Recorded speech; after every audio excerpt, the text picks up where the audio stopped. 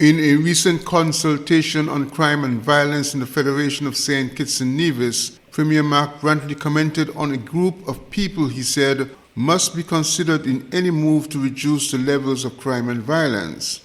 The occasion was another of the national consultations on crime and violence held on Nevis with a similar format to the one held earlier on St. Kitts.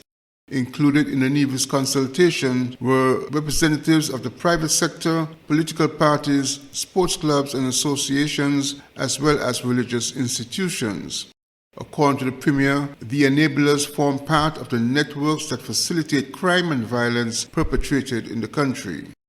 There's a group of people whom I don't think have been mentioned, and perhaps as we drill down, we will get into that group of people, but I call them the enablers.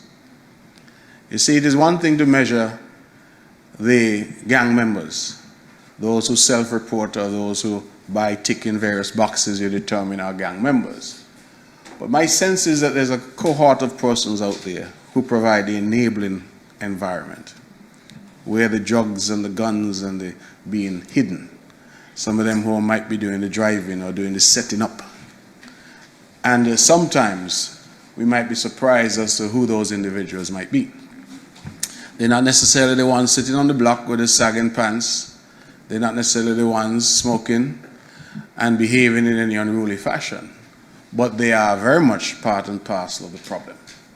So I believe that any intervention program must also seek to identify those individuals and see how we can address in a fulsome way the involvement of this larger group of what I call the enablers. I'm sure the experts may have better language than me, but I'm using that term so that you could understand the point that I'm trying to make, that there are individuals involved. And I know this because as a politician, I engage with all sectors of my constituency and my community. And I sometimes wonder, well, where are individuals in the criminal class getting their data from? Where are they getting their intel from?